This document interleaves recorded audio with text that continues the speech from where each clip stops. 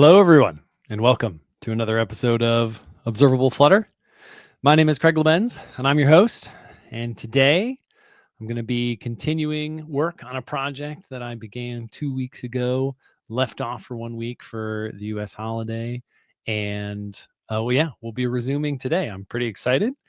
Just going to be a casual affair, putting some spit and polish on this effort, as they say, and going to take suggestions and ideas from folks in the chat, and we'll see how far we get.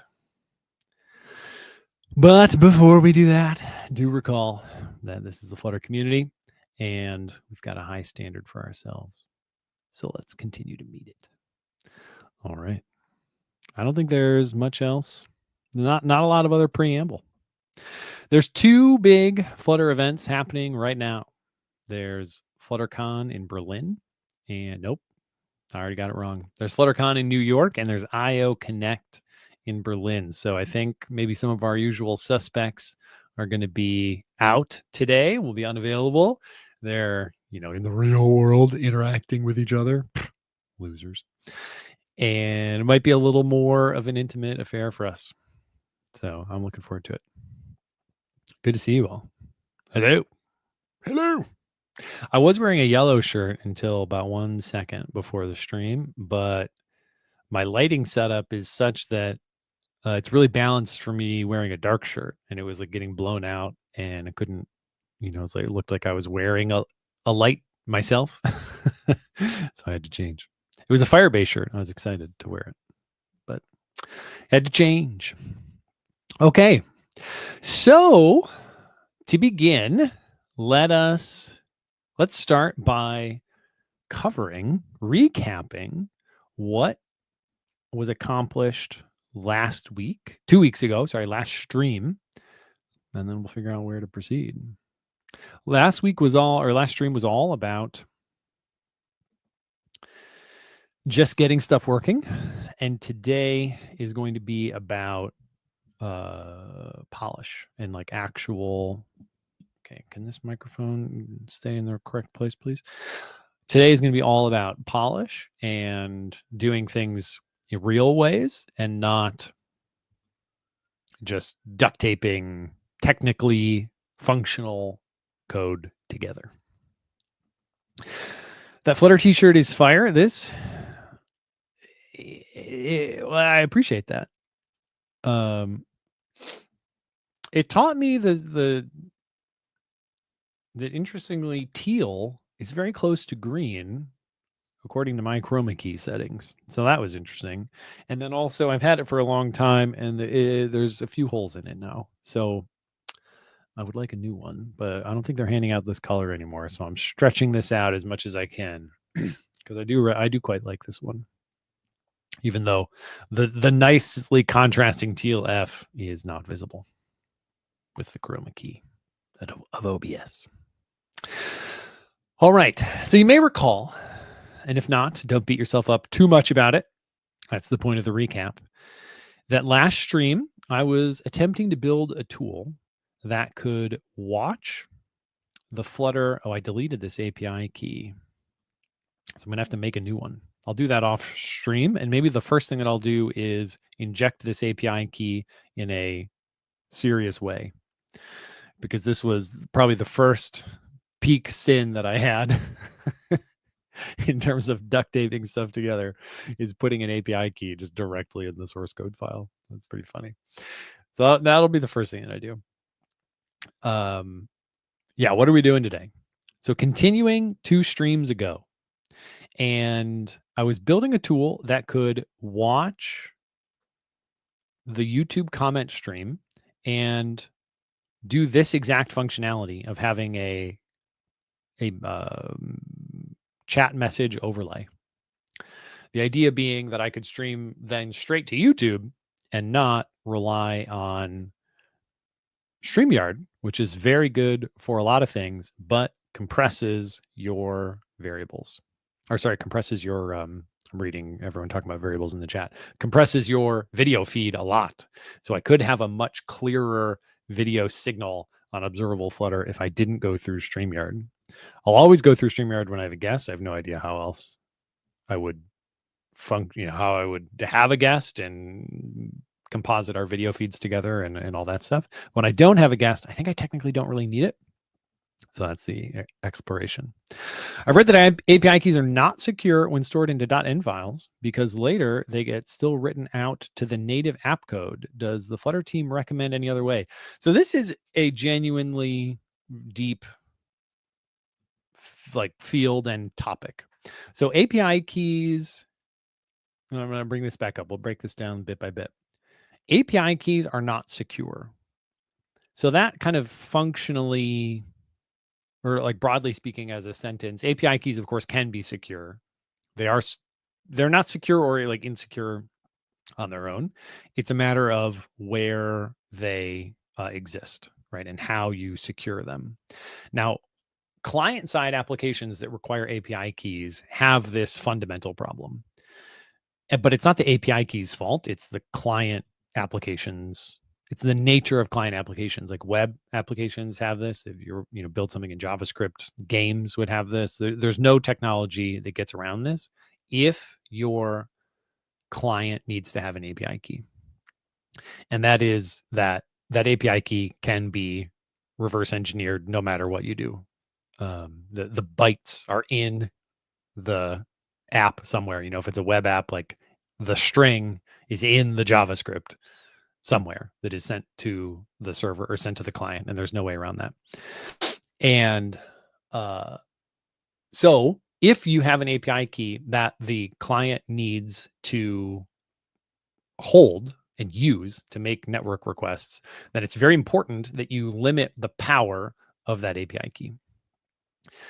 And if you need like really, really advanced permissions behind something, then typically what you'll do is you have a lesser authentication scheme, something, maybe OAuth, whatever. So the user would make a network request to an endpoint on your server that you control, and the only credentials that they send along are enough to identify who they are as a person. And then the server has the API key to actually go, talk to whatever kind of paid API you're interfacing with. And that allows the API key to never be exposed to the end user. And thus it cannot be reverse engineered, can't be pulled out, can't be abused.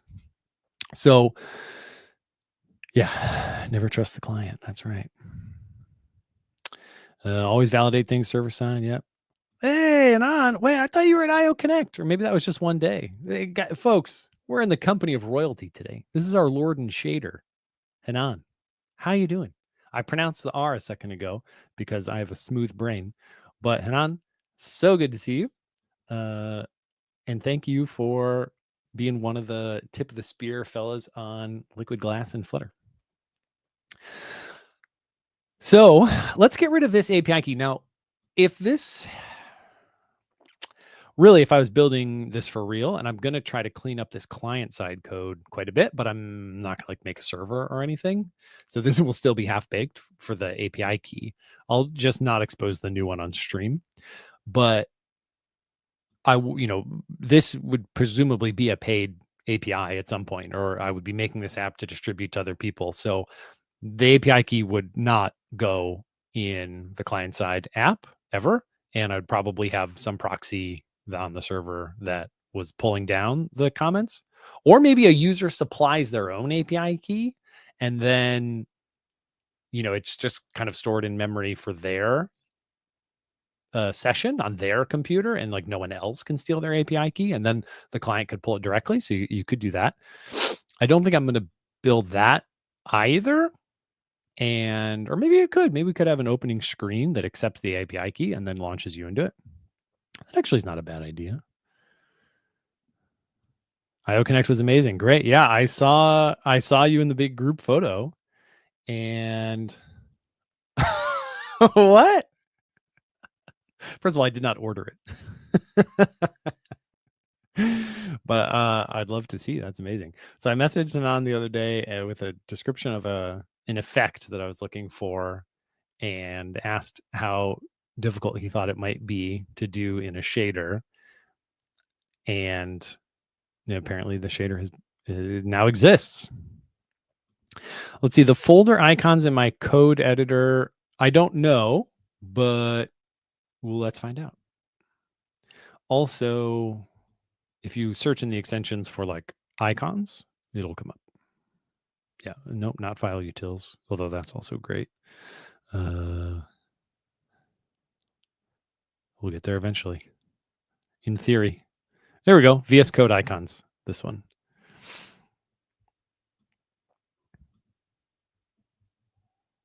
Yeah, in terms of someone's saying material, I guess. I think they mean in the file browser, you kind of see a specific icon here. If I zoom in, does that work? I forget. Yeah. So you get these specific little icons based on the type of the file that you're dealing with, which is just a fun visual effect. So VS Code icons, there's other ones as well, and I think they're like all equivalently good. All right. So I'm going to run.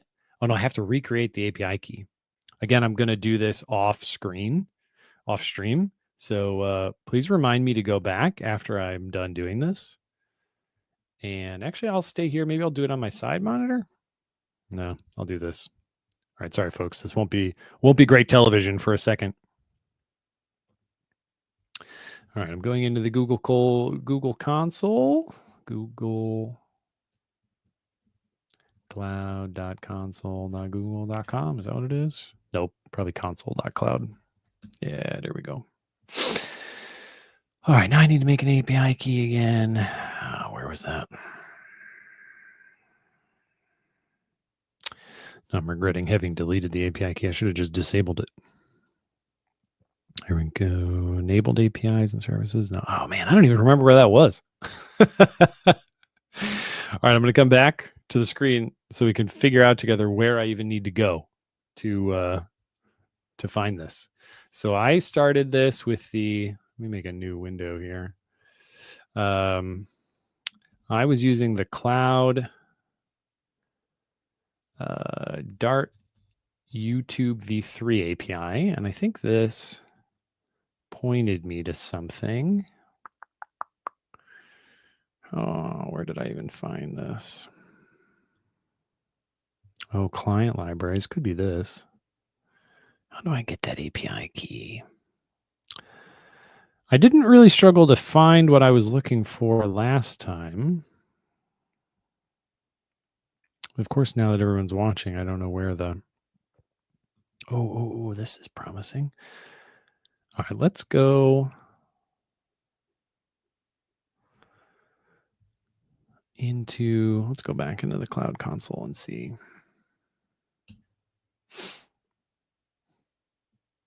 Oh, this is my personal project here. That's exciting. What project did I put this into? Oh yeah, YouTube streamer. That seems that's promising. I should have pinned it. Where was it? Let's search for API key. Because the thing is literally called API key. API keys, API, yeah. Or credentials? I think it was this. APIs and services. See, this is what I'm great. I don't know how I ever code anything without you all watching. No, it says enable. I already have the thing that I need. I already have enabled. So what did you say? APIs and services? Oops. Oh, that's right here. Credentials. Okay. So if this is already, yeah, this is it. I love you guys and gals. API key. This looks right. Oh, and it's literally just, okay, so don't show it. Whew. Almost showed it again. All right, so I'm going to save this API key. The funny thing is I don't remember having to like sync it up with the YouTube service or anything. It just like worked for all of it. All right, so there we go. I'm going to make a new file. As a real hillbilly solution for a second here. I'm going to make a new file, API key.dart, and I'm going to import it just so I don't have to show it on stream. It's not a terribly advanced solution, but the first thing that we'll do maybe is remove the need to have this file.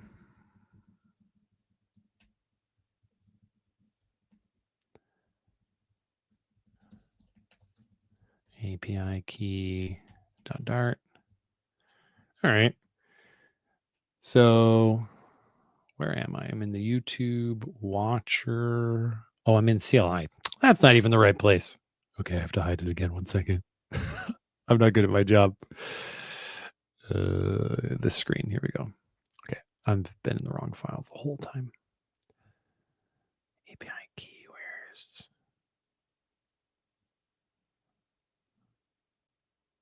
Where even is the API key? Oh, there it is. Okay, great. Import API key. There we go. .dart. All right, so I've replaced this constant here. Let me make this code a little bigger. I've replaced this constant with an import from a file that I will now close. Okay, there we go. All right, now I think I can run the app.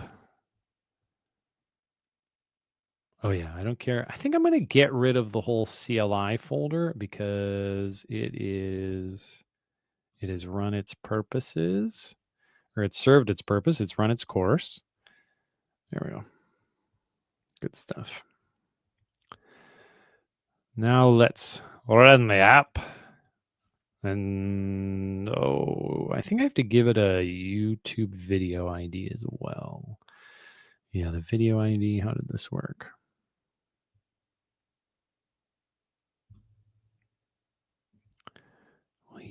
Oh my goodness gracious. Sir? Wow, look at, I can't grab this line. Oh my God. Where does the video ID come from? Because it is there with this one. This week in hard code, but I'll have to go to YouTube and get video. Here it is. Okay. So this is today's video ID. Don't forget to clear the clipboard history. Good call. Yeah. Right, now we can finally run it. Mac OS. Oh boy.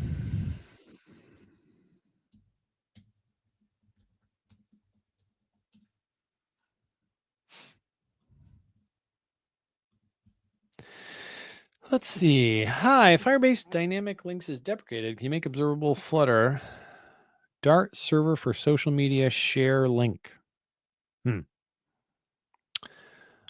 I am not an expert on that, but I could talk with Noe about how to do that. Okay, this is good. What's going on here? I think I'm just going to run Flutter clean instead of paying any attention to, wow, look at that.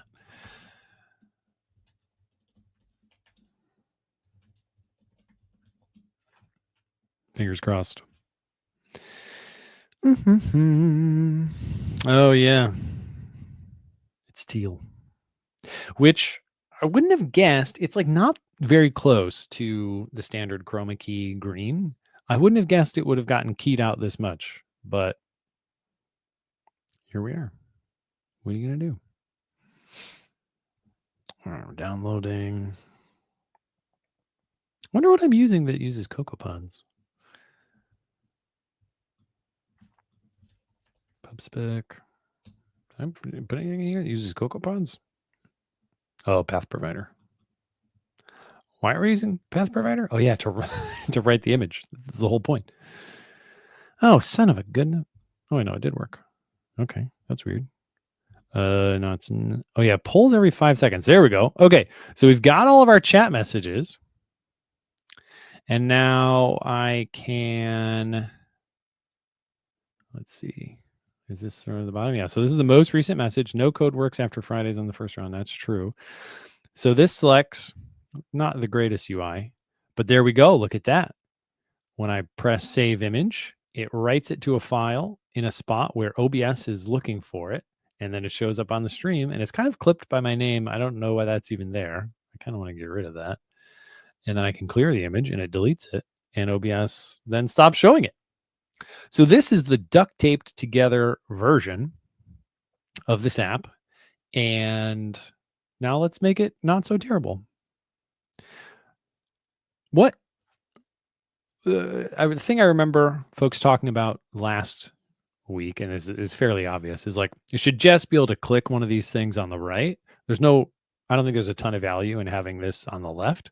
And then maybe it could be indicated in some way as active, but just a single click on the right does the whole pipeline, and then you click it again to deselect. I think that would be good. Marco, welcome. I'm trying to make a thing that watches the YouTube stream chat history to have chat overlays so that I might one day escape the oppressive nature of StreamYard's video compression. But at StreamYard, if you see this, I'll still use you when I have a guest. So don't worry. But also, please do fix the compression problem. Please. Then I could throw all this crappy code in the garbage. So yeah, look at this. We got our thing here. Also, like the sizing isn't great. This could be longer. So that would be an interesting another feature to make. All right, show the code again. That's a great idea. Let's take it from the top and look at how all of this works. So it's all in one file as well. No, I don't. Is it all in one file? Nope, doesn't seem to be in one file. So I at least did that. All right, so we'll start in main where there's a chat screen. All right, so good.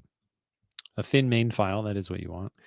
So in the chat screen, I initialize an instance of this YouTube comment stream class and hold on to, standard. There's a stream there. So we're going to hold on to the subscription so we can cancel it, all that good stuff. Apparently, I put some initialize function in the YouTube comment stream, which has a feature, but I don't need to await it. So that's a questionable API. I'm going to revisit that. And then the stream is available apparently right away before the feature even completes. Again, questionable API design. We're going to revisit this, but we can listen to the stream and we merely call set state after adding new messages to the local state in this stateful widget. And then we've got some UI. So there's a row, and the left side of the row is, let me close this Finder window. This is all of my observable Flutter images. So the left side of the row is all of this, and then the right side of the row is all of this. So the first thing that we've got is our image saver widget, which takes a child and then is able to write that to disk somewhere. And then in the second part of the row is this list view builder that shows all the chat messages. And they all have a gesture detector, of course, to toggle some selection. This is a lot of logic to put in an on-tap handler. So this is ripe for improvement. And what's this? The child. Oh, right. This is around the gesture. This is what goes into the gesture detector, the chat message. Okay, cool. So the other widgets here I don't think are terribly exciting. We can look at the YouTube comment stream. So here is our initialize method that does have a future because it has to load the live chat ID from the video ID. I had Gemini write this file in full disclosure, so I don't really, I can't comment too in great detail on like whether or not it has to be this way. I didn't want to read the API docs for the YouTube API. And then once we get a live chat ID from the mere video ID, this part is actually a little awkward. It pulls every 5 seconds to get new chat messages. Maybe there's like a WebSocket API somewhere. That's not what Gemini chose to write, if it does even exist. That's fine though, for our purposes. Maybe one day this could be optimized, but for now it is abstracted away anyway, so who cares? And then what this get chat message does is make a network request to YouTube with our video ID. Actually, this is the live chat ID, isn't it? Yeah, so I don't really like this variable name. This will be the live chat ID. I should have highlighted the next instance of it. Okay, that's good. So makes a request to YouTube with the live chat ID and our API key. And what's awkward about this is it pulls in every single object every time. Pulls in the whole chat history. So maybe there's like a, later than query string or query parameter we could put here. That would be awesome, because then it would only pull down new requests, or sorry, new comments. This pulls down the whole comment history every 5 seconds, and then locally has its own cache. Wait, what is the deal here? So, this is get live chat ID. I've literally been reading the wrong thing. Anyway, this one does have a good variable name in get chat messages. Okay. Well, this will go back to video ID then, won't it? In get chat messages, here we go. It does kind of the same thing, but hits a different API and uses the correct ID and all this, blah, blah, blah. And then we pull out messages. And where's the cache here? Right. So process messages IDs. It holds on to this. This is everything that we've already seen. By the way, here we're adding it to the stream. And processed message IDs is used to not re-emit old ones. So that isn't great. By the end of the stream, it's going to be pulling down like 100, 200 chat messages every 5 seconds to emit one new one or 0 new ones. It is what it is. And then we have a little data class. It's very simple. It doesn't even have value equality yet. It should. It doesn't even have like an ID or anything yet. It also should have that. And I think like a timestamp, that might be kind of nice. Anyway, this is the code. So we'll now improve it in some way.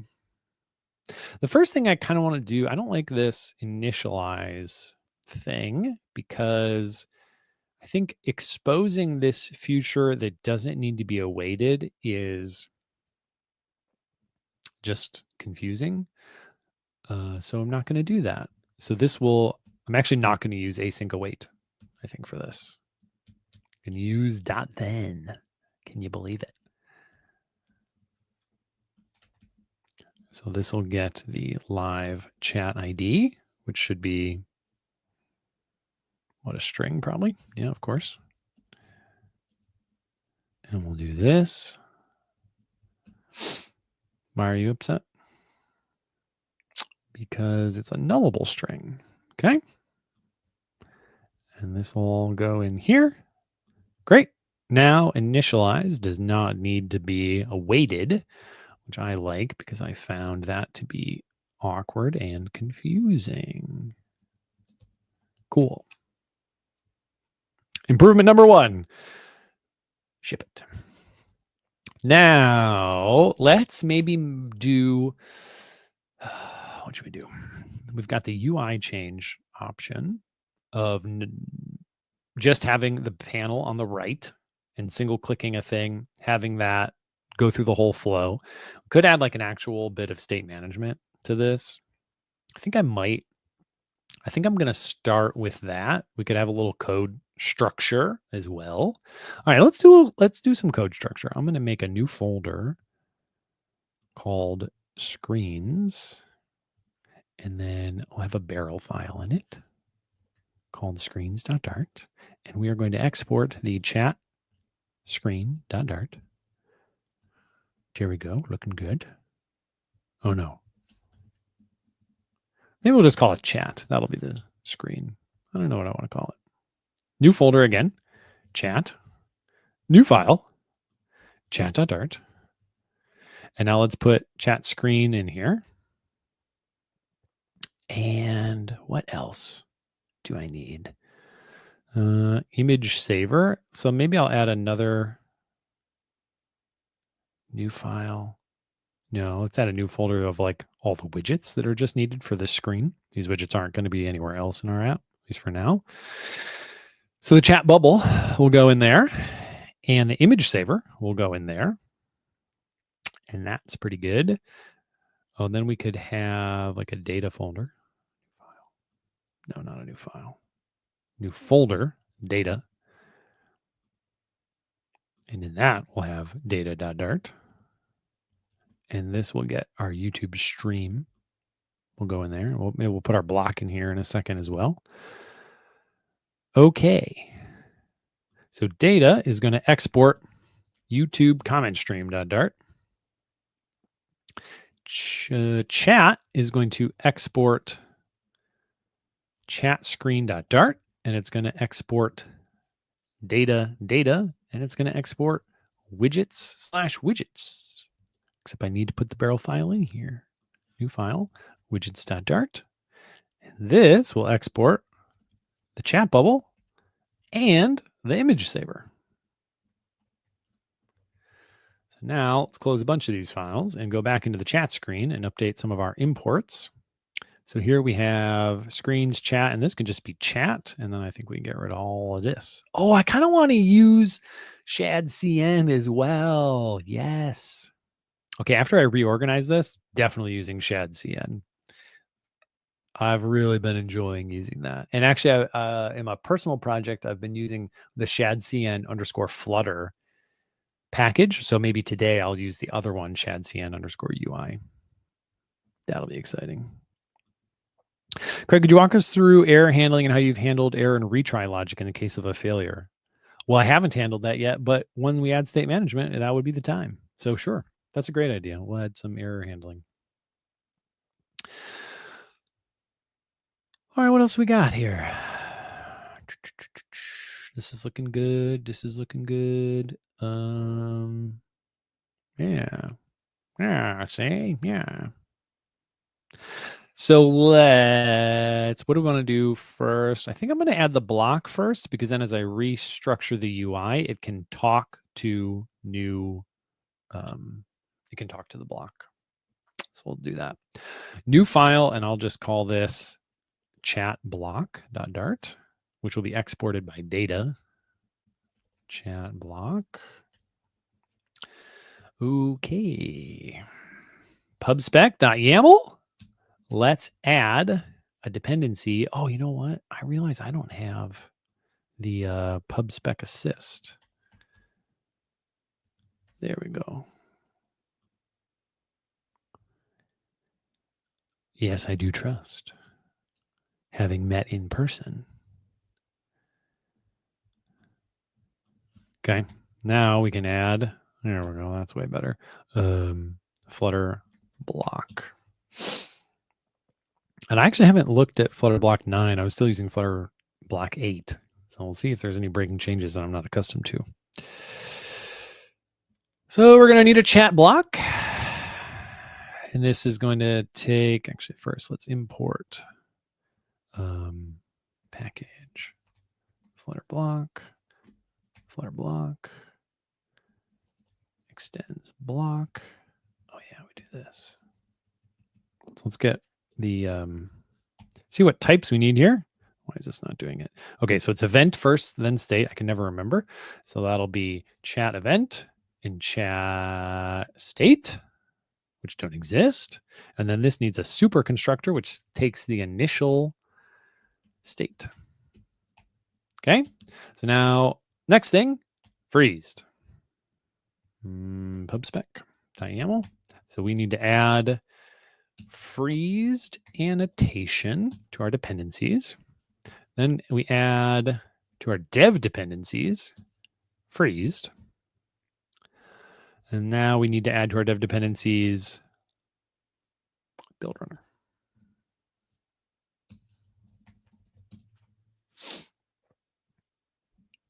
Love it. So this is going to be an abstract class called chat event. And that'll be with chat event. And then we need a const factory constructor here. I guess I can do this maybe. Oh yeah, I have to add freezed annotation. It's not alphabetically sorted. There we go. Oh, and then we need the part file. Import chat block freezed.dart. Nope, import's the wrong word. Part. All right. Const factory chat event. Now, what are the different chat events? So I think to start, it's just going to be select and deselect. What's up, brother? Can I walk you through exports and how they work? Sure.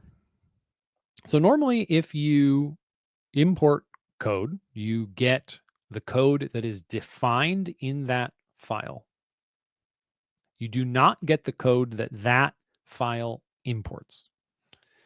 Okay, so if I were to import this YouTube comment stream .dart file somewhere in the rest of my app, I would get the code defined in here as now available in scope elsewhere. What I would not get are the imports. So like HTTP is declared in this on line 3, and so I can use HTTP in this file. But if I import YouTube comment stream, that does not bring HTTP into scope in that other file. If I wanted that to be the case, then I would need to add another line that exports it. And I don't actually know why this is upset. I think maybe you can't export with an alias. I don't know. But anyway, now the wrapping file would also gain the HTTP library as code they can just immediately instantiate and start using. And so a common thing to bundle all of your stuff together is to create these things that are colloquially called barrel files. It's kind of a weird name. I don't exactly know where it came from, but it's what we call them. And they merely export all the stuff in that folder. So if I want all the data things, I'll add a folder where all of those data things go, and then I add a file. Convention is use the same name as the folder. And all that that barrel file does is export what's relevant. And then your calling code can merely, so here, I have one for the chat screen, and soon we're going to have one. Somebody's going to start using chat/data/data.dart. And that is just about everything I know about exports.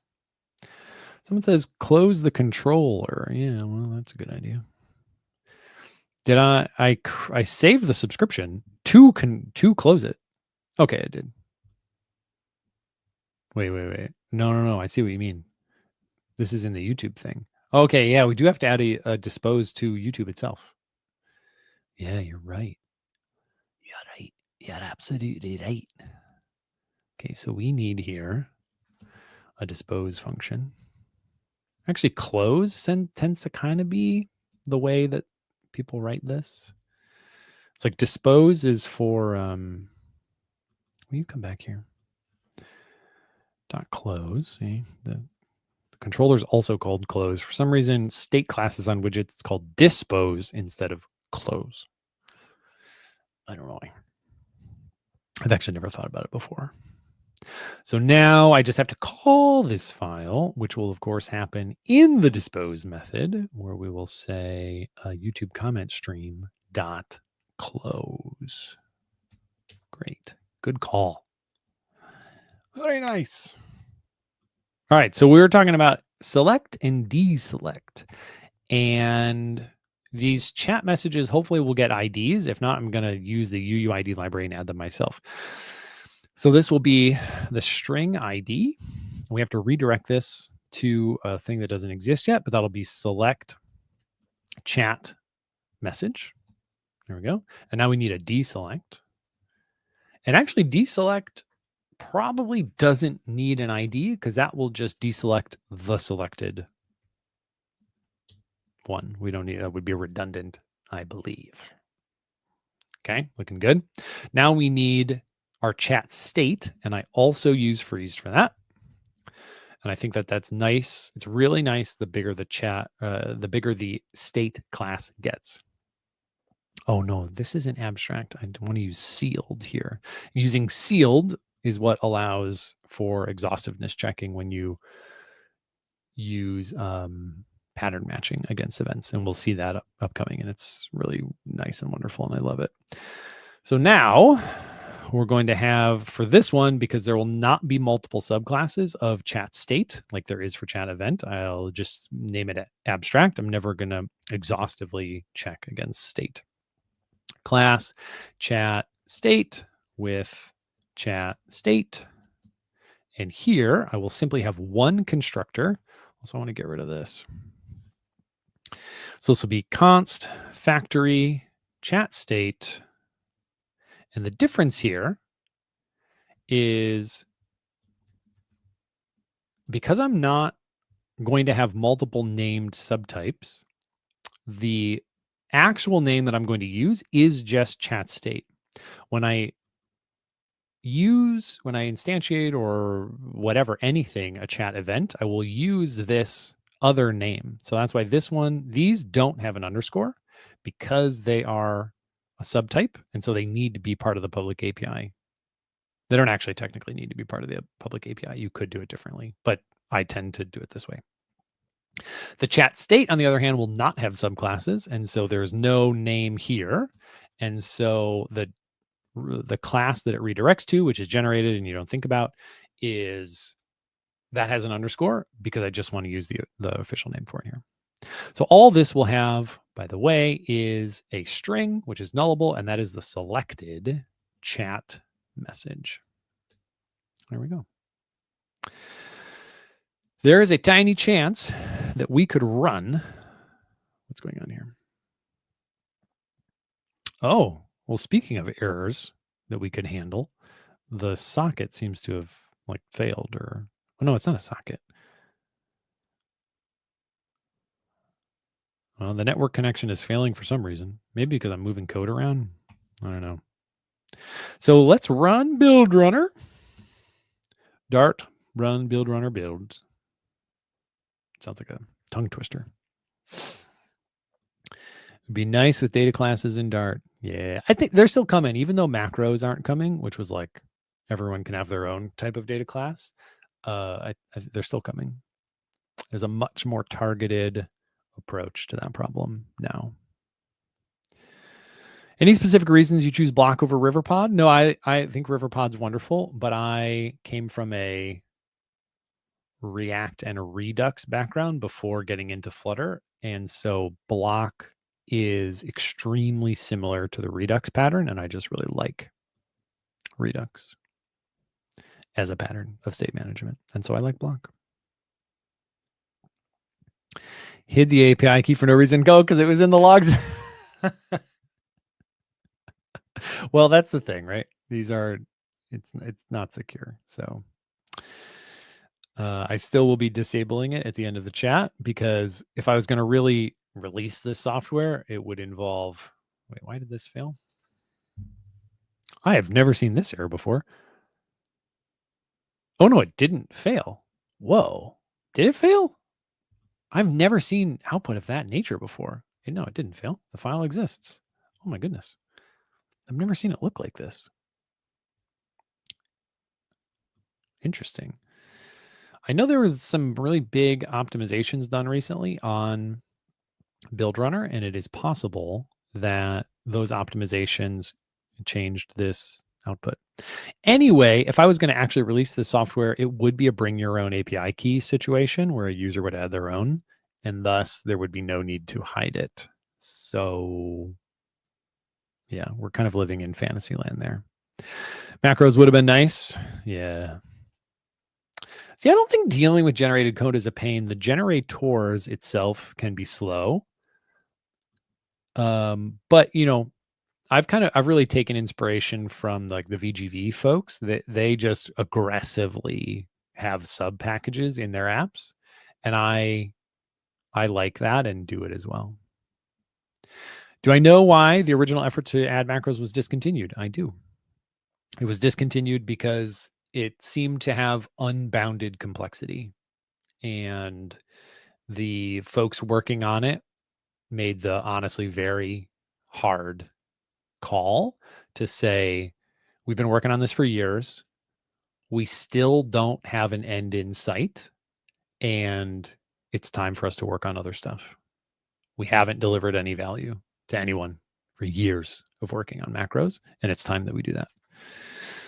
And so they pulled the plug, and it was a hard call, but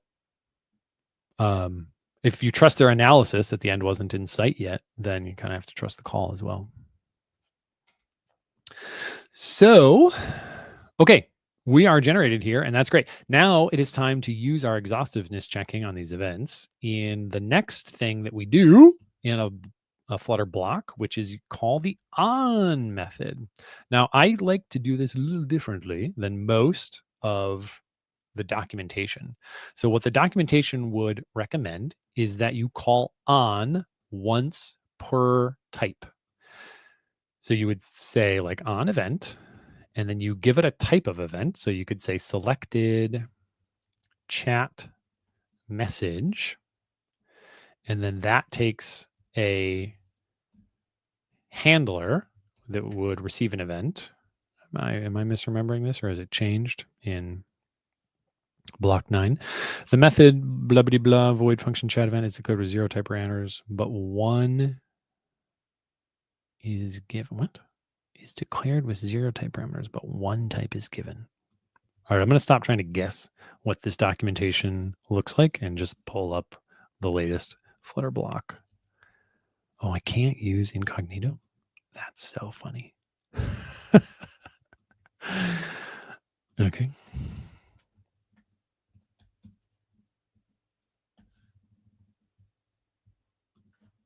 All right, what are the 9.11 docs telling us to do? Yeah, I'm not using the qubit. I'm using a block. Oh, here we go. Block builder. Yeah, we're definitely going to use that. Selector, la da da. How do I define a block? Multi-block provider, block listener. These things are all good and stuff, but they require a block. Oh my goodness. Did I skip it? I must have skipped it at this point. This is crazy.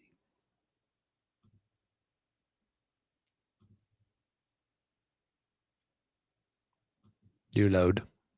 Thank you. Tutorials. I don't know. Let's just pick a tutorial and see how they declare a block.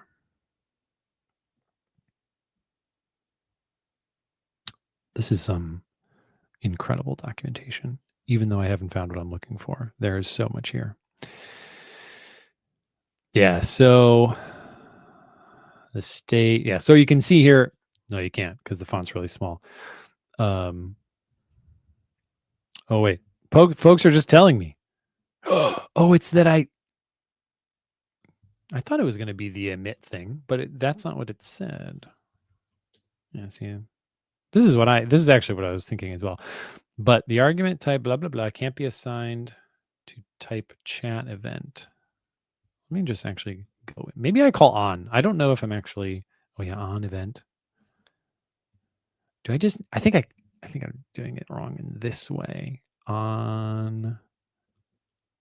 So E takes an event. Yeah, here we go. Here we go. Then the handler and a possible transformer. So this seems right. Now, why are you mad?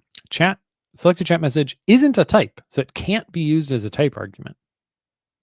Oh, select chat message.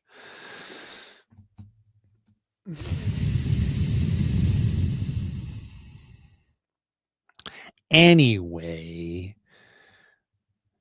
and then I always make a little like alias for this. I'll say type def emit. I have a Mason in my personal stuff. I have a Mason brick that emits all of this stuff in one thing. So type def, and this would be an emitter, and that is an emitter of what? Chat state. Is this right? Okay, I think this is good. So now this could be emit like that. Yeah. Yeah. Wrong type argument. Yeah, I love when y'all spot what I'm doing wrong. So this is what the documentation would tell you to do. Now, the documentation also doesn't say to use freeze classes. Of course, it would be crazy for the documentation to say like definitely use freezed. So they tell you how to kind of do it with vanilla classes. Anyway, but they would say have this on, call on once per type of message. But that makes it very easy to forget to handle a new message. So I like to instead go with chat message here. And then this becomes chat message. Oh, what's your problem? Oh, chat event. I swear I do have a brain. It doesn't look like it right now, though. Now, in this on callback, we can switch on our event. And for that, we now need a case for everything. Actually, I'll just let the thing add the cases for us. There we go. So this will call on select chat message, and we will pass in the event and the emitter. There we go. And this one will call on deselect that we haven't written yet, of course. But what's exciting, of course, right? Exhaustiveness checking, pattern matching is why Dart added this stuff.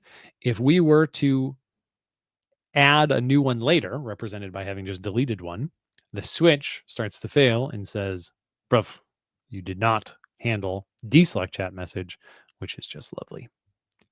So now we add those messages and they are those functions. So this would be void on select chat message. And here is where we start adding correct typing. So this would be select chat message. And this is that's the event. And then it also takes an emitter. Maybe we just call it emit. Yeah.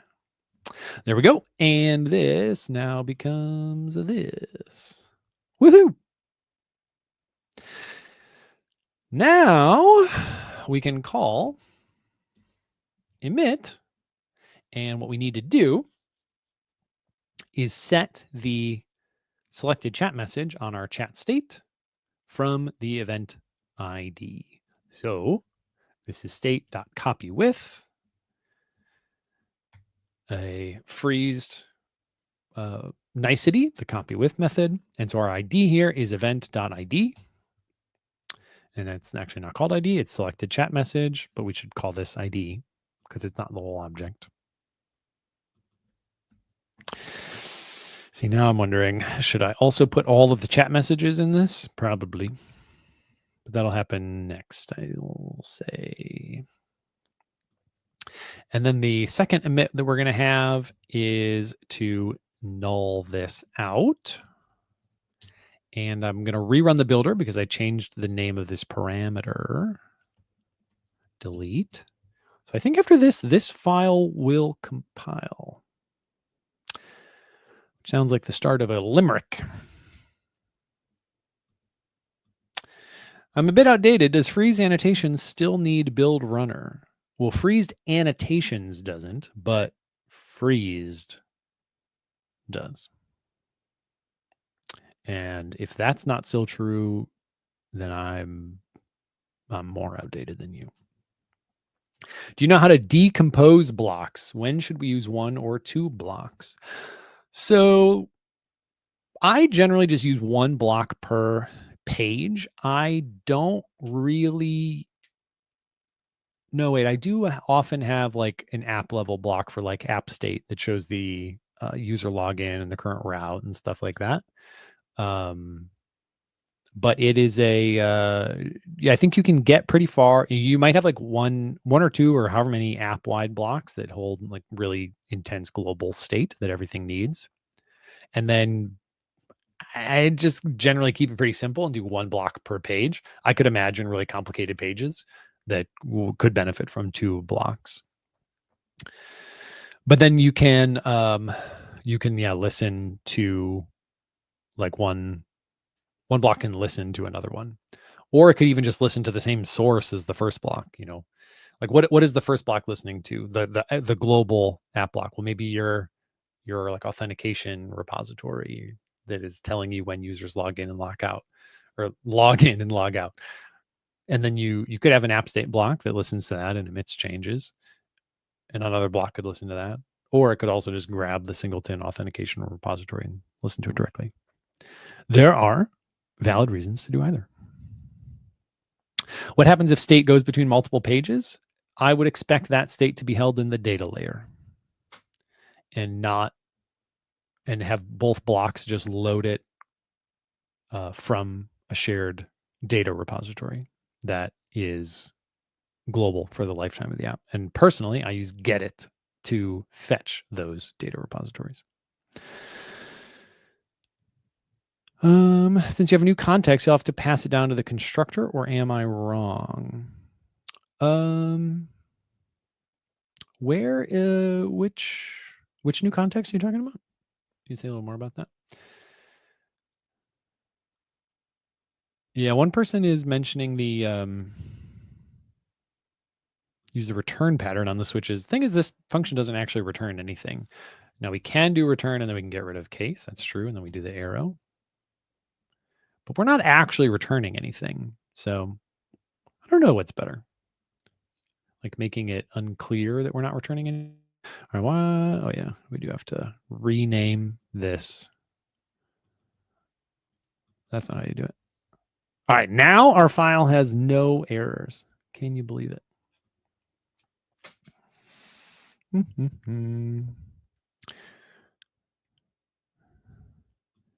Provider, and you can save the state between pages.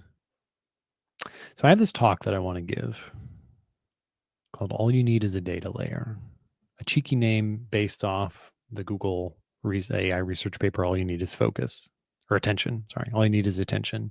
They like invented the Transformers thing. I want to convey all you need is a data layer. And then everything else is so simple.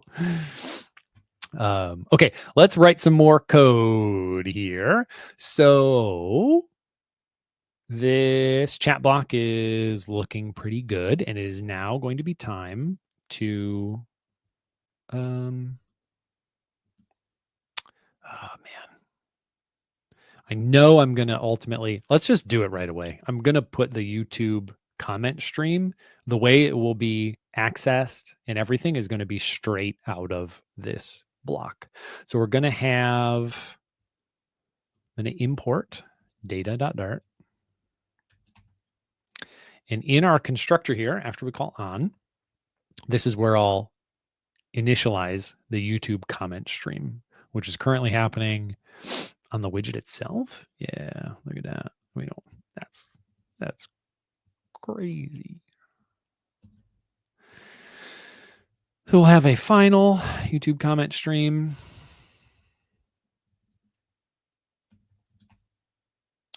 And now, oh, that's fine. There we go. What? Oh, late final. But of course. Whoops. Can't type.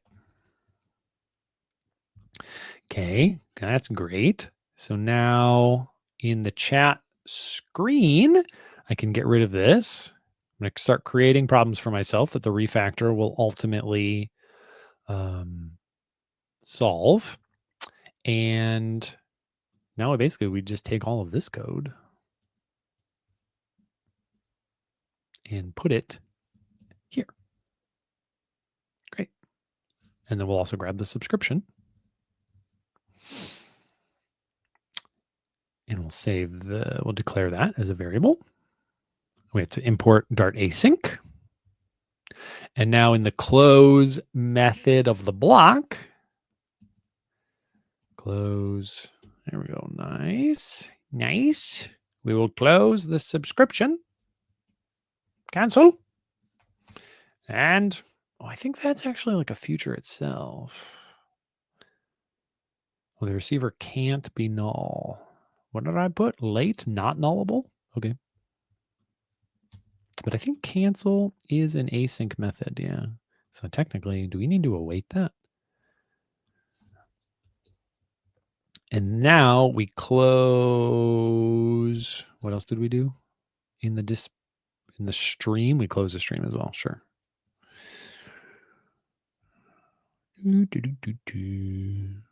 Nice.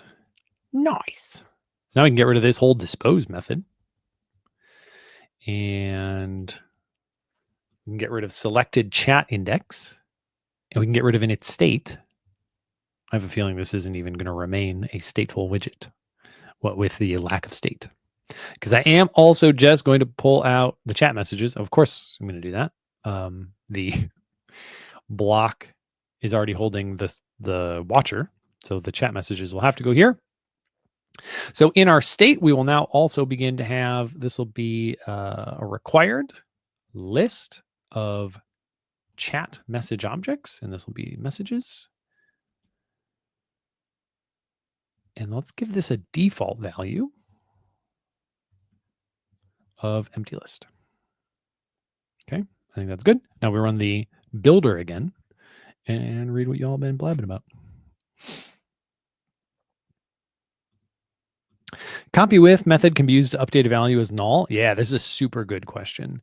This is a typical challenge of copy with methods to differentiate between when your copy with was invoked with null versus not defining the parameter at all. So this is a non-trivial thing to get to work, and the freezed the library does this through like really clever nice, good word, really clever redirection of like constructors and parameters and default values, and like the way that this is made to work is pretty involved, but it does work. If I didn't pass this at all, it would not zero it out. It would leave the value intact. That's a very good question.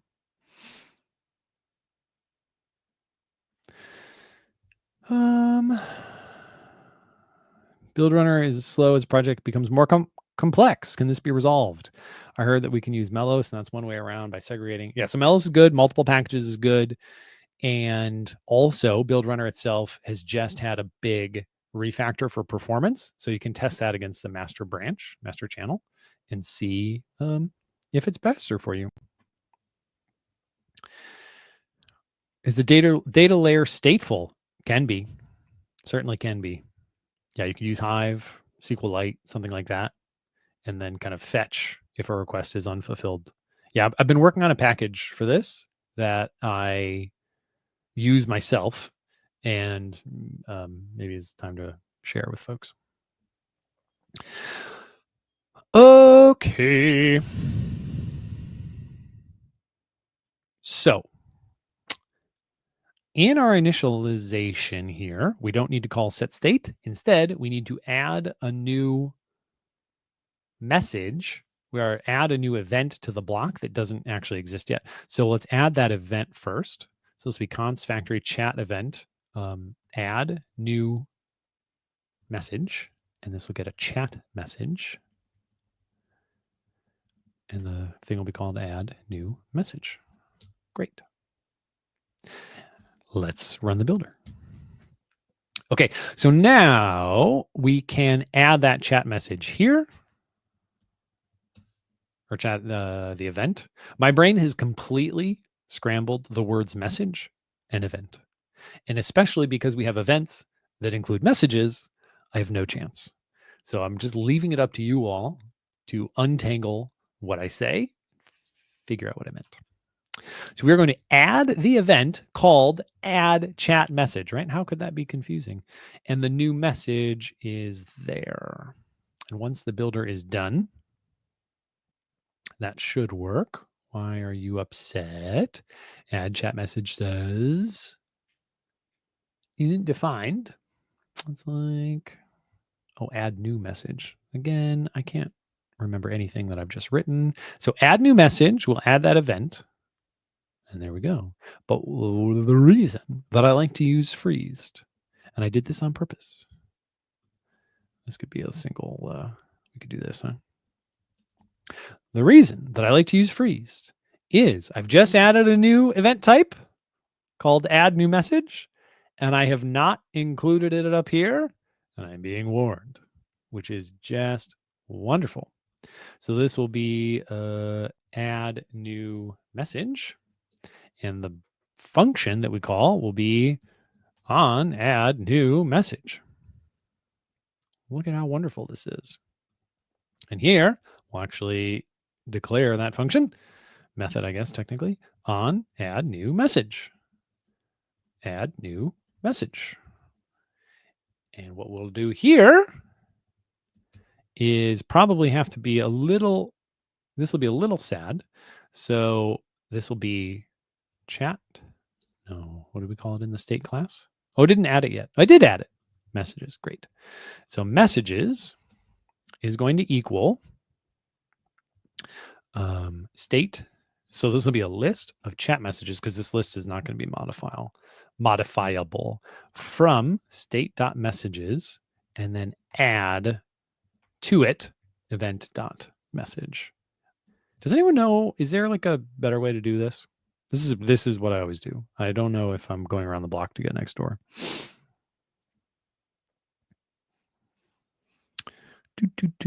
Oh yeah, I can watch it. I literally never do that, but I should.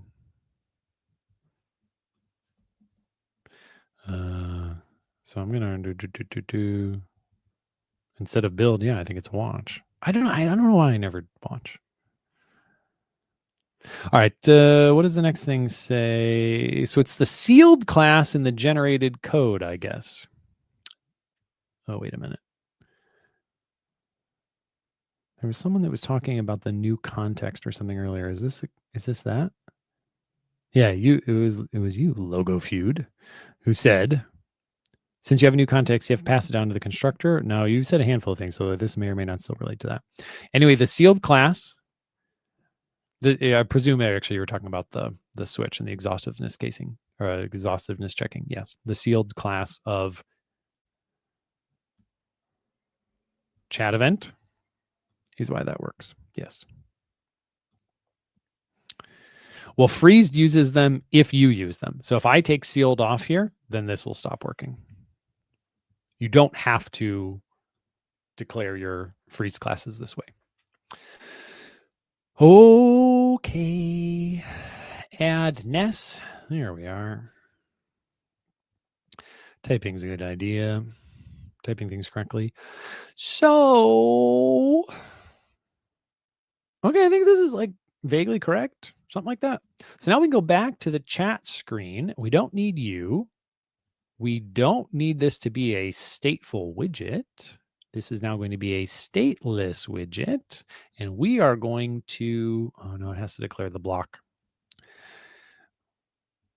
Yeah. Another thing I do is just declare blocks in the page that uses them, because I think of them as transient and disposable, because the data layer, if one exists, is what holds on to anything that needs to outlive the page. So to me, a block almost never survives the life of its widget and is thus instantiated in the widget, technically the state class. So here we will say block equals chat block, and the initial state is free for us. Chat block, this is going to be, whoops, late final chat block. Looking good. What's your problem? Oh, yeah. Okay, so here's the other thing I always do. Have a default initial constructor. So factory, and it's not a const factory constructor, so it doesn't like hook into the freeze mechanics, but we'll just say factory chat state dot initial, and this will kind of capture for us everything that we need to do to make an initial chat state object. And for us, we have a default value here for messages, so we don't have to pass that in, and this is nullable, so we don't have to pass that in. So we'll just capture this. Now it's unhappy because of a little wrinkle that is well documented on the freezed README. We'll simply need to say const chat state, give it a little private constructor, and that should be happy. Now what is your, oh, I still named this as required. I don't want that. There we go. Yeah. Okay, so here we'll say chat state dot initial. And I apparently called it initialize. Nice. Okay, now I'm going to do this probably in the layout builder. So I'm going to wrap this row in a, oh, I apparently don't have the block extension on my work computer. Whatever, we'll just pick a builder, future builder, that's fine. Rename it block builder, import Flutter block. So now we have block builder. It doesn't take a future, it takes a block. And the builder doesn't get an async snapshot, it gets the app state. Block, chat block. And then I think this also requires the state. Yeah, so the block and the state. Cool. All right. Now we can go down in here and grab all these values from the state instead of these old instance variables that were on the stateful widget. So this would be state.messages.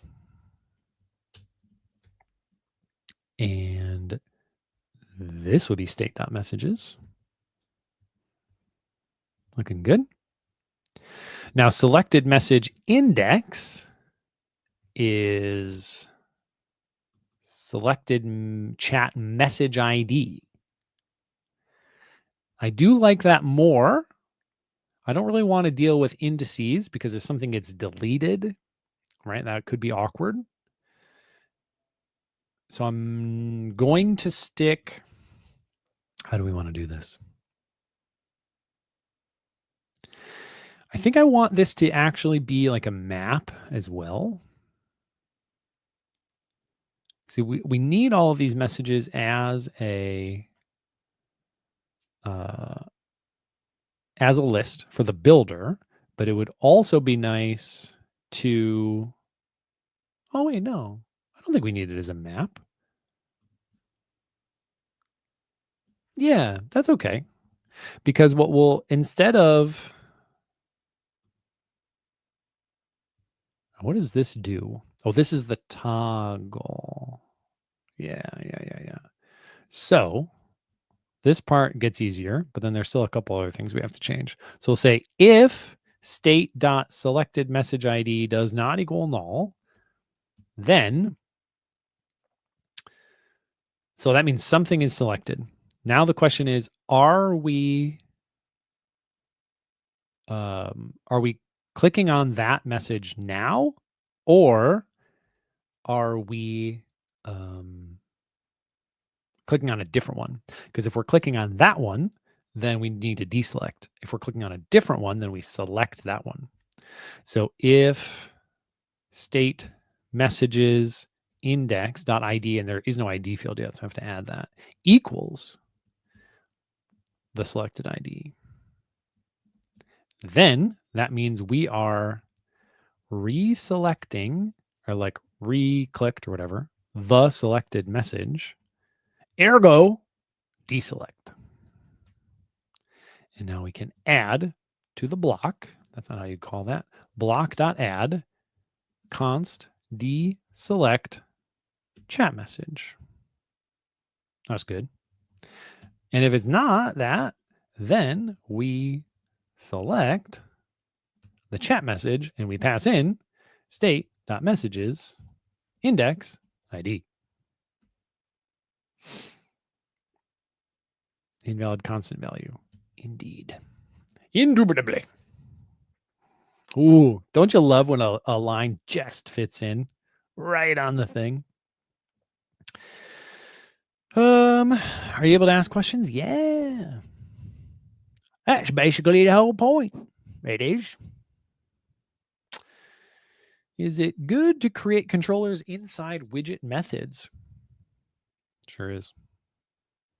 Yep. Remember to close them, as someone reminded me earlier in this very stream. But yeah, absolutely. Yes. Well, this video will be available. That is the magic of streaming to YouTube. Everything is always a VOD. Always. And the VS Code extension is Synthwave 84. Okay, so now I believe we have recaptured. What was should update doing? What the heck is should update? Oh, it's declared right here. Okay, and then if should update. Oh, yeah, okay. This is just complexity that we don't care about anymore because the block is handling what that was doing. So we will delete you. All right, so I think we just need to add, oh, here we go. Image saver. Well, we're going to get rid of the image saver. So I'm actually going to comment this out for now because I'm not going to do any of those things next or like still. All right, now I'm going to go to YouTube comment stream to our chat message class. And first of all, do I want to make this a freezed class? I think I won't for now because I'm not going to like use any of the freeze functionality, but generally I would. Okay, so this will be a required this.id, final string ID. And I am now realizing that I really, oh, great. We see there is a message ID. Oh, thank goodness. Like it's going to be really hard to run this code again to figure out what the ID is, like where in the data structure it comes down. But it is a thing. And so we can just pass it through. Lovely.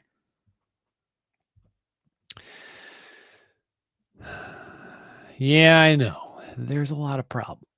I know there's a lot of problems because I wrote the code. Failed to fetch message IDs. Ignore, void print. Key could be a super parameter. This is like the number one tell that an AI wrote a Flutter widget. They never, at least Gemini doesn't. They don't make the key a super parameter. They just latched on like a snapping turtle to the concept, to the old way to declare a key. All right, Dean. My question is with regards to Firebase notifications with Flutter on iOS specifically. On Android, it's perfect for background and foreground notifications, but on iOS, I can only show foreground notifications. The background handler never runs. Interesting. We had some logic to filter notifications in the background handler, but the background handler never runs on iOS. The Firebase documentation sounds like it should be possible to wake up the app and run the background handler, but my iOS understanding is that I can't wake up the app except for specific use cases like downloads or playing music. That's my question. That is interesting. I did make an app that involved push notifications quite some time ago, and I believe I only ran code when the user clicked on the push notification and launched the app that way. And then like the ID of the record that was being push notified about was passed to that message and then it would run. But if the user didn't click anything, then that I don't remember those functions being run. And I think that's where the data layer comes in, and we'll have to, check for any new IDs or like new things or whatnot. But I am not an expert on that. It's been a long time since I have done that. But that's what I would tell your boss, is that you need a data layer. But I don't know if there is a way to like, if you set this parameter or like do this thing in Xcode, then it will run. Like, I don't know that. That is a good question. Logo Feud says you can wake up the app if you get a data message. If you're trying to access storage in the background while the phone is locked, it might crash if you lack permissions. Okay, so yeah, that makes sense. Right. Okay. Also all this time with the key here, it's not needed because it's a private widget and I'm not using it and no one else is using it because it's private. So it's not visible outside of this file. Okay, I'm going to fix these other things because I do want to have a clean bill of health to look at from the analyzer.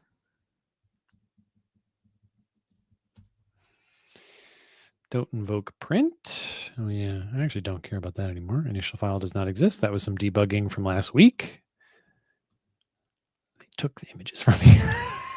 I forgot about the fake Lord of the Rings thing last week. Okay. All right, cool. No problems. Code is perfect. What am I doing next? I think we could maybe run the app.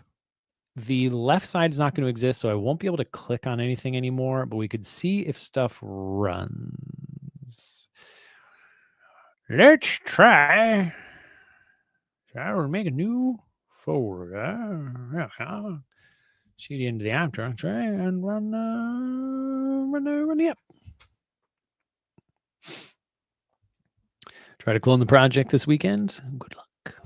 May the force be with you.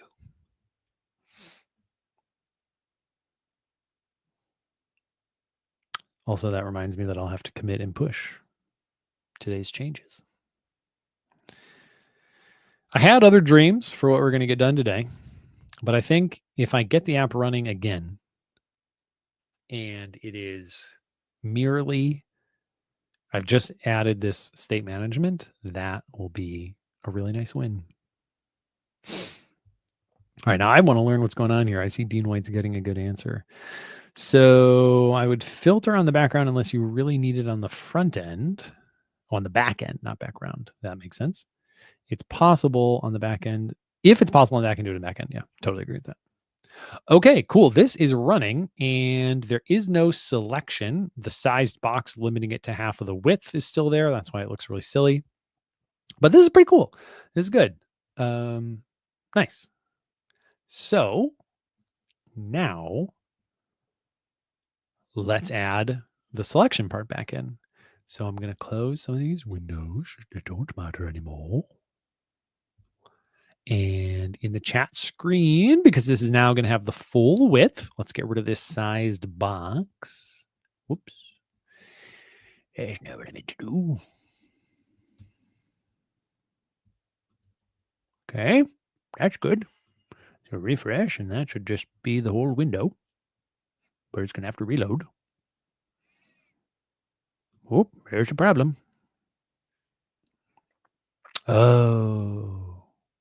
All right, I will put the sized box back. We'll just give it all the space.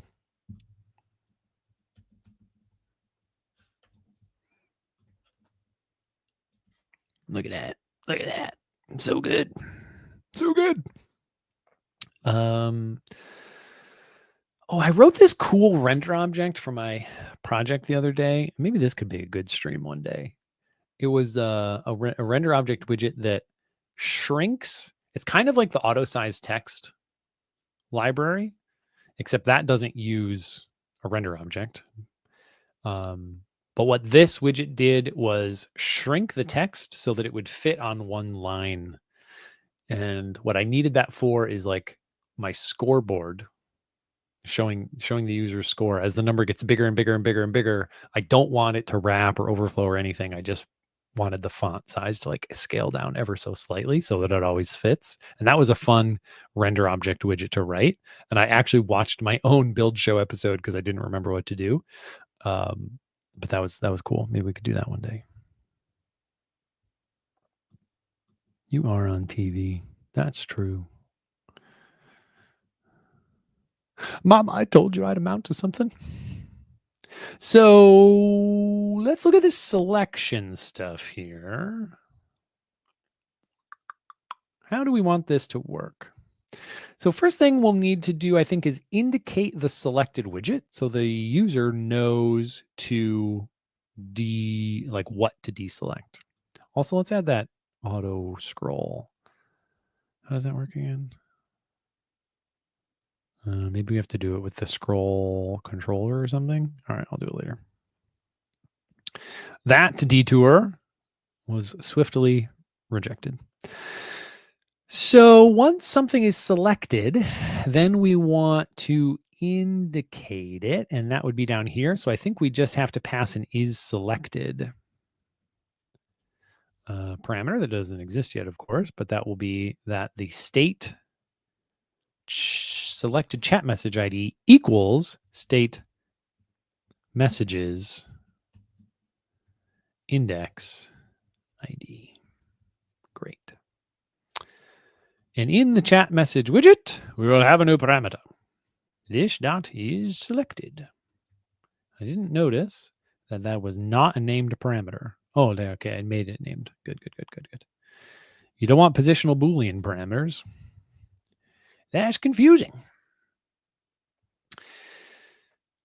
Okay. Final bool is selected. Nice. Now, how do we want this to, how do we want to actually indicate this? So how does this work? We got the message widget. So this has a column and it delegates to an inner chat bubble widget, which it passes all the data to. That's cool, I guess. The chat bubble widget is a custom painter. Oh, yeah. Yeah. The The Geminis wrote this, I believe, if I recall. I didn't write it, which is why it doesn't look familiar. And then there's a bubble painter. Where did that happen? Where was that used? Oh, bubble painter. The whole thing. Oh, right. Duh. This whole widget is the custom painter. And then all of this is the child that it takes, right? Which was the container with the row, with the user's picture. Here we go. User's name, I guess. Then their picture and the message text or something. Cool. And then the bubble painter is paint. Yep. Fill looking good. Some path stuff. So do we want, what's like the simplest way? Maybe we just put a star in the corner. How about that? That'll be not the best UI, but I'm not a UI designer or a UX person. So that'll be my excuse. Now, won't it? So I'm going to wrap this column in a stack, which is not one of these. So I'll choose column again and change it to stack. And this will, I don't think we actually have to wrap this in anything, but I'll wrap this in a position.filled. Position.fill. There we go. Nope. Positioned. There we go. And now we could say if is selected, then we can have another thing, another positioned widget with a child that is a icon, icons.star. There we go. And color, colors.yellow. And the position will be top 10, left 10. This will probably be really terrible because I bet it's going to kind of clip the border radius. It's going to look awful. Let's also make this a darker yellow, maybe like 800. Yeah. All right. I don't know. Maybe that'll work. Here's our thing. It's reloading. Can't render. I screwed something up. What's the problem? Render box has no size. But which render object has no size? Chappable 13.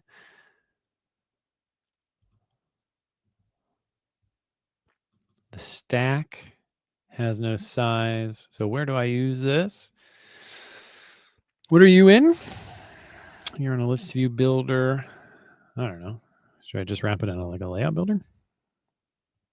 Is that what I need to do? Or like a, no, there's something. Maybe wrap it in expanded? I don't know what the correct thing is here.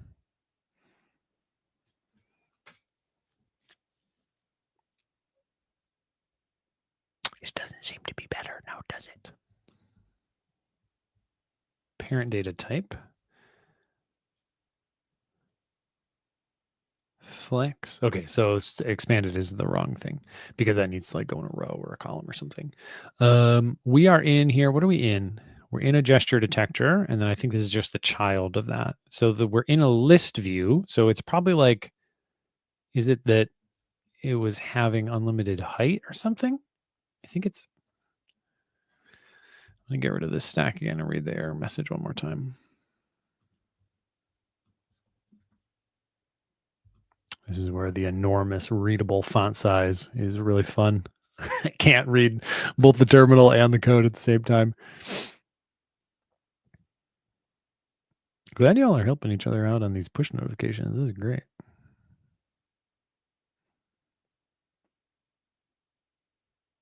Oh, wait, this loaded. No, it didn't. Okay.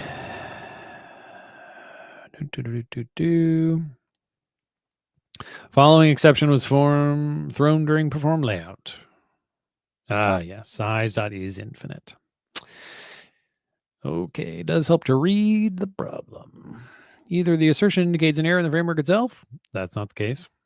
Or we should provide substantially more information in this error message to help you determine and fix the underlying cause. Something tells me that this very like hopeful, optimistic paragraph was written a long time ago. All right, so there's infinite size. Sounds like a problem. If I were to give this a layout builder, would that do it? I do love layout builders. I reach for them all the time. I probably use layout builders even when they are not needed.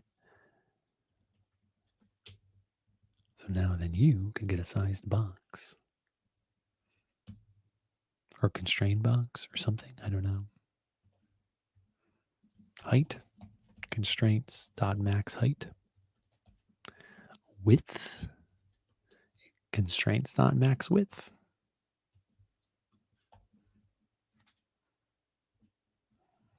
See if it works. The answer is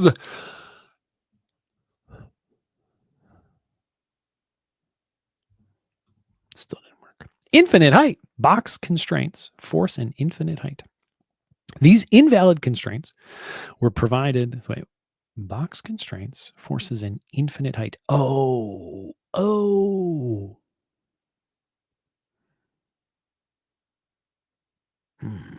And who was made aware of this? So we do have width, but we don't have a height.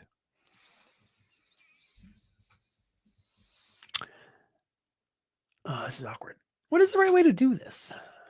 So the problem is that the list view itself is a scrolling thing. So it has unlimited height available to it. And then each of its children is allowed to have an unlimited amount of height. And the stack itself can also have an unlimited amount of height. And so it takes it, and then that's the problem. But I can't wrap that in a layout. I can't wrap the stack in a layout builder because it itself lives in a thing with unlimited height. I think that means the stack is not in the correct place and is not the correct widget to use. What I don't want to do, like I could wrap all of this, I could just set a height of like 300 pixels or something. But then if someone types something really long, it could overflow those 300 pixels, and I would want to allow it to grow to whatever height it needs to be. So I think the problem is just that the stack itself is not being used in the correct position. So I'm going to delete my way back to the stack, and then we'll delete that as well. Oh, wait, that would be you, and then you and you. Yeah, okay. So the only problem was just positioning this star. So let's think about another way we can handle that. So I'm going to get rid of the stack and we go all the way back to the column. All right, so now we're back to where we were before, but I have not placed this star.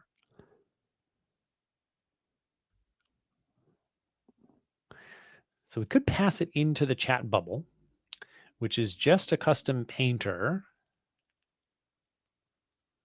And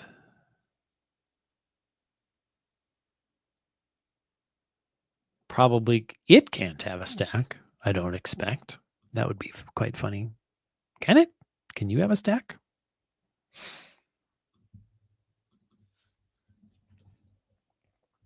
Let's find out. I don't think it will be able to. We just have infinite height widgets all the way down. I don't think this is going to work. Anoop, you are asking the same question over and over again. We are not, though, by the way. But the community is hitting it so hard. Oh my gosh, the stack just worked. That's funny. A little surprised by that. There's already been some pretty cool liquid glass shaders posted on Twitter and whatnot. There may be a time in the future where that is kind of in-house and maintained by the Flutter team. But right now, there is no... Actually, a funny thing, though, is you can get liquid glass in Flutter apps before you can reasonably get it in iOS Swift UI apps, because the shaders already have been written and are published, and you can use them, and you can render liquid glass in Flutter apps before you can do it anywhere else. And I find that fun. So let us now do our old position thing again. Positioned. Or we say if is selected, which we'll have to pass in. It doesn't exist yet. Don't use curlies either. Positioned. And the child here will be the icon with the icons. Should have cut this instead of deleting it. Star with a color of colors.yellow. 800 we went with. That does exist. There we go. Love it. And then we need top. Let's go 10 and left 20. This isn't going to work that well. Still going to clip the border radius. Is selected here. This is going to be required. This dot is selected. I don't prefer this order of constructors and fields that Gemini went with. Oh my goodness. But I'm not going to change it right now. Final bool is selected. There we go. And is selected. Will be passed true. Let's see.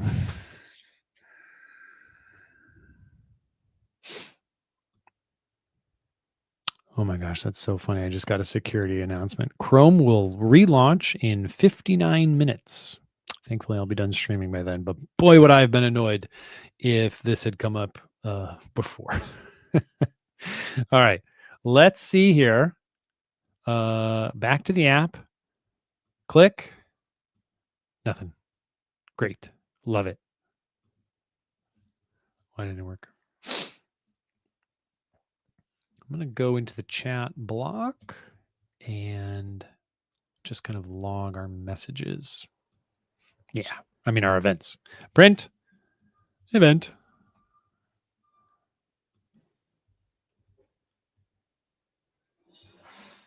Oh, that's a constructor call. I'm going to have to restart. That print statement won't happen, I don't believe. Okay, there we go. It's looking good. Back to the app again. Oh, the click is just not working. There is no. Oh, I think I might remember. Yeah, I don't have an else statement on this. This if statement has no else statement. So I only checked if the selected ID was not null, and I didn't do this if it was null. Yeah, there's your problem. Okay, we wait the 5 seconds. And click. There we go. I don't see the star, but we are sending the message through. So what's going on there?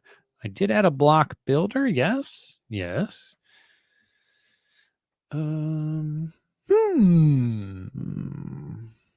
Let's say. Yeah, that works, right? Let's print the state.selected ID. See what we get there. Print state.selected ID. That'll be good. Now we'll delete this print statement and hot restart.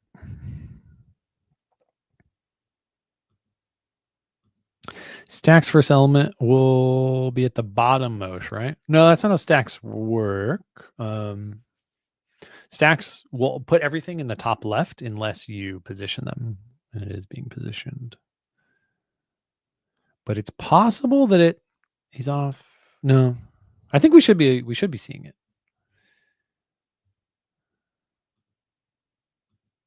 Okay, so that's working, and this is working. Why is it not? Why are we not seeing a star? Got Megan the Stallion running through my head. Get money, I'm a star, star, star. I thought I was a star. What's the deal?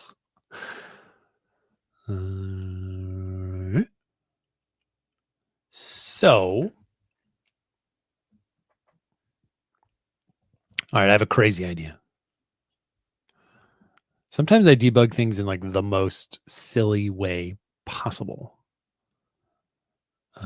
Chat message. Okay. So what I'm going to do is go back to the app and we're going to save a single message ID. So I'm going to click stacks first element will be at the bottom most right. Okay. So this ID is what I'm going to debug. So we'll say in the build method here, if message.id equals this, then we're going to print is selected. Yeah. Restart. I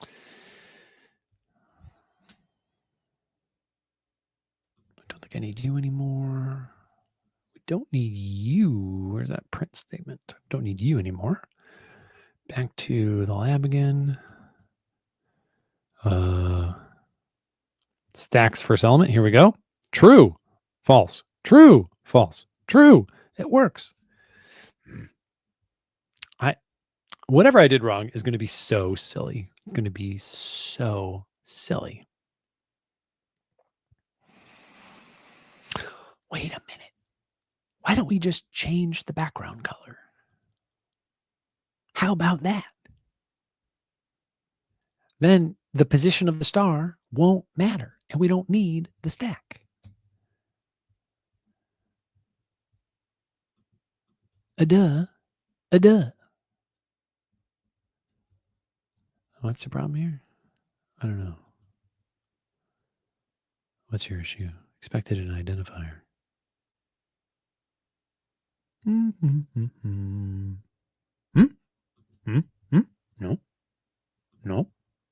All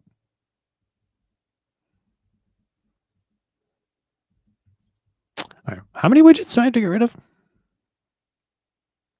Yeah, so we're definitely getting rid of this. And then we just get rid of the outer parentheses and the outer bracket. So these, like that, I think. There's probably a remove widget utility I'm not using. So in the painter, we'll pass it in again. Is selected bool. Required. This dot is selected. And if it's selected, where's the color? Why am I not seeing a color? Again, Gemini wrote this, so I don't know what this does. Oh, color. Here we go. Oh, okay. We'll just pass in the color selectively. So in the painter, there we go. So is selected. Then we'll pass in the bubble color. Otherwise, we'll pass in colors dot like gray. How about that? Yeah.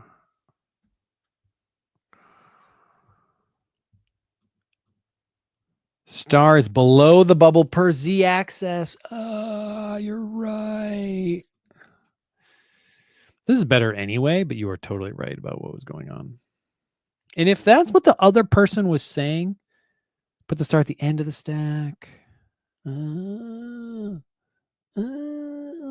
Yeah, classically. And that is what you were saying. Okay, sorry. I wasn't getting the z-axis out of what you were saying. All right.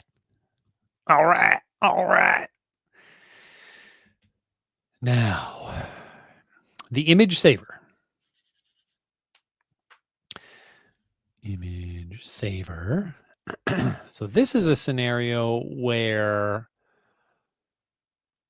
how did this work? This one was kind of involved. So I'm real light on time. Check for initial state, blah, blah, blah. Yeah, I think the block will do this now, right? It would be crazy to keep this in the widget layer. Oh, wait. No, that's not true because we need to do this find render object stuff. Interesting. I wonder if I could like have this global key pass to a widget, and then use the global key in a block? Like, is that unholy? I don't know.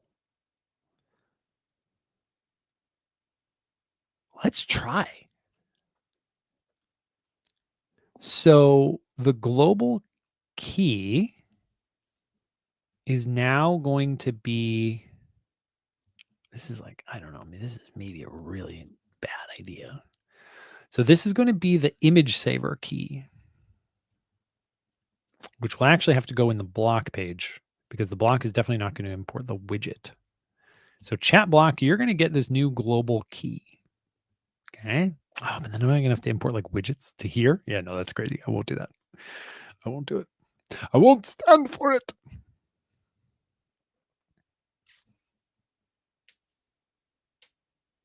I'm going to have to think about this. I actually don't know how I want to do this because essentially the issue is that it'll be like when a chat bubble becomes selected. Oh, no, I know how we can do it. We'll have to use did update widget. I've given talks on this. So I don't think we care about the column. Why even is there a column? Why is there a column here? Does this make sense to anybody?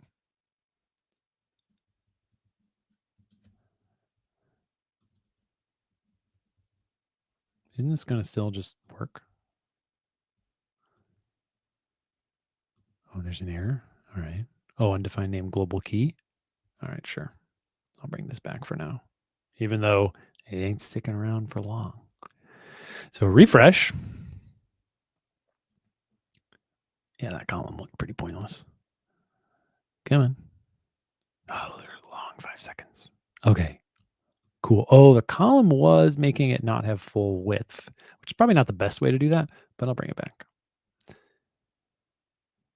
So the column will return. That's not our focus of today. Hello again, column. Good to see you. Okay, so what we're going to have to do, I believe, oh my God, I hate that, is make chat bubble a stateful widget. Convert to stateful widget. And now in here, we're going to have did update widget.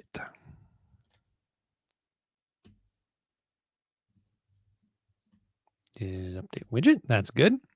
And I think we may also need to do this on init state.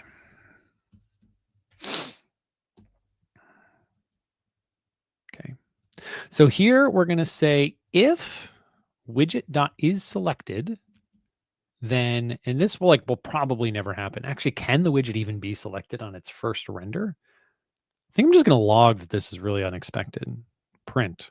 How was this widget selected on its first render?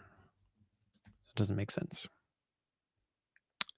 But now in did update widget, we can say if widget.is selected and the old widget was not selected, then save image. Yeah, that's it. And now we'll have void save image that will do this work. This is it. This is the trick. And now image saver, I had wrapped this in its own method, or this own widget was like holding all the image saving logic, but the image saver had no concept of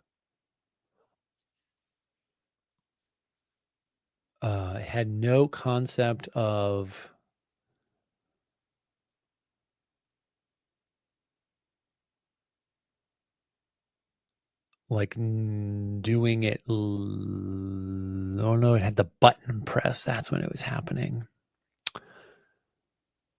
Yeah, so we call save image is loading. I don't know what the point of that was. All right, let's grab this repaint boundary. Put that in save image. What's your problem? Rendering, sure. Let's grab this global key. Also, Gemini wrote this code. I did not know how to write an image to disk off the top of my head. We need the images folder. Again, this feels... Do I want to still try to use the image saver? It would be kind of nice. So the image saver could, instead of calling check for initial file on init state, it could just call save image. And then I could wrap. The chat bubble could be wrapped with a image saver widget if it is selected. I'm worried about it saving at other moments as well, but I think I'm going to at least try that. So this will be widget child. Here we go. And then we have to return the widget. Actually, let me hide this whole thing. Return the child. And now, you know, that's like good for any daycare to do. When the parents come, you give them their child back. And now we could say if widget.is selected, then the child will get an image saver decoration like this. We have to import image saver. Import the whole chat thing. All right. So I'm going to hide. I don't think we need this stuff. I'm just going to comment it out for now in case I come back to it. Although that would be in the next stream because this will be the last attempt of today. So now the image saver widget, we don't care about is loading. That doesn't really matter anymore, I don't believe.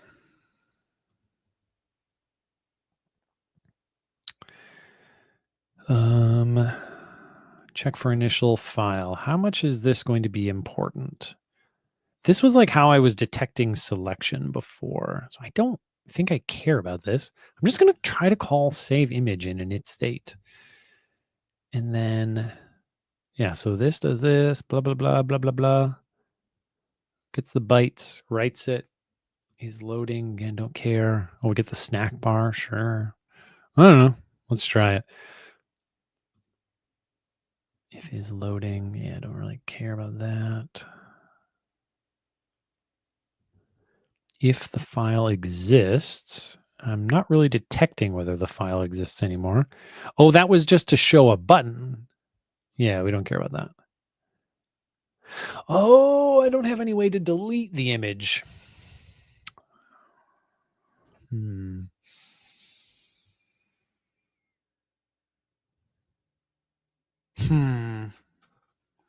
How would deleting the image work in this state? I guess we could delete, we could detect whether it exists and delete it in dispose or like will unmount or something. Oh, I've never had an opportunity to use will unmount anymore. No, that would be in did.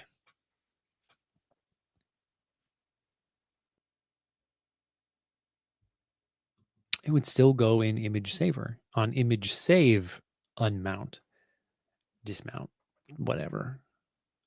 That's when that would happen. All right. I'm just going to try to add a print for that. So will unmount. I don't know. I don't remember what it is. Again, I've literally given a talk on this. Let's look it up. State class, context, element,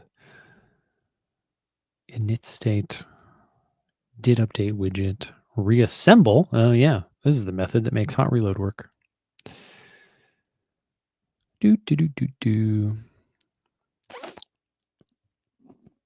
Set state. Deactivate. I believe that would be it. Let's read the doc string and be sure. Called when this object is removed from the tree. That looks like a winner. So clear image, we could say deactivate void super.deactivate override and clear image. Now we're not like checking whether or not the image exists and whatnot. This file is currently really incoherent. I just want to see what happens. So it's going to reload.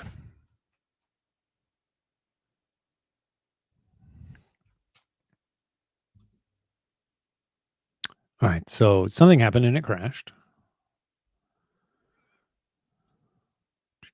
Image path has not been initialized. Okay, I just have a late variable. Image path, yeah, where do you get? That was in a check for initialize. Okay, check for initialize, or check for initialize, whatever, then. And this gets a callback, and we'll call save image in that. Check for initial file. What's your problem? The expression is type void, and so can't be used. Oh yeah, sure. You do have to return a future void, don't you? So image path, yeah. Oh, correct, because I never ran the get application directory thingy thing. And then file exists. Okay, that's actually good. We don't really need to call set state anymore. We don't render anything differently about that. But if file exists here, I could say like if the file doesn't exist, then return. That seems reasonable.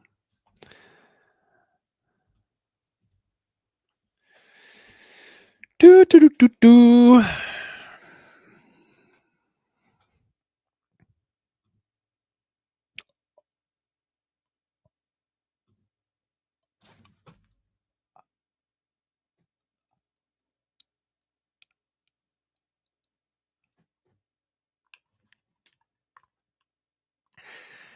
Yeah.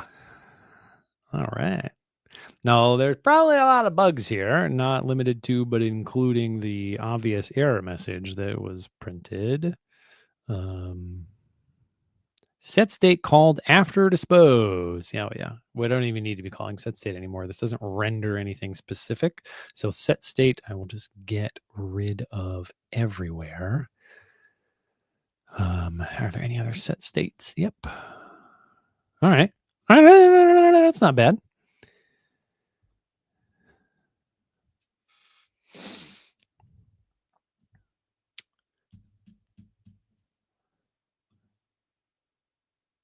No errors. Nice. Nice. All right. I'm telling you, this is like ready to be a product for real. I am going to get rid of these buttons because they're pointless and distracting and shouldn't be clicked and all other kinds of. You got to get out of here. So elevated button.icon, that was calling save image. And then if the file exists, we have this delete image button. Don't want that anymore. That probably means we don't need this sized box at the bottom. Cool. All right. Don't mind me. Gonna commit. Oh my God. I'm telling you, having your UI this big is actually just a nightmare, and I wouldn't recommend it unless you're live streaming. So let us visit the Git changes, and then we'll be done. I didn't think I changed 28 files, so what's going on here? Okay, these are all fine. Oh yeah, API key. I'm going to have to get rid of this API value real quick. Don't mind me again. API key. Your value here. There we are. Okay. Oh, wait, it was shown in the logs earlier anyway. This doesn't matter at all. Whatever. I'll at least not commit it. So all of these changes look fine. And I deleted the CLI. Sure, that's looking really good. So the message here will be, what is today's date? June 26th. June 26th, stream progress. Yeah.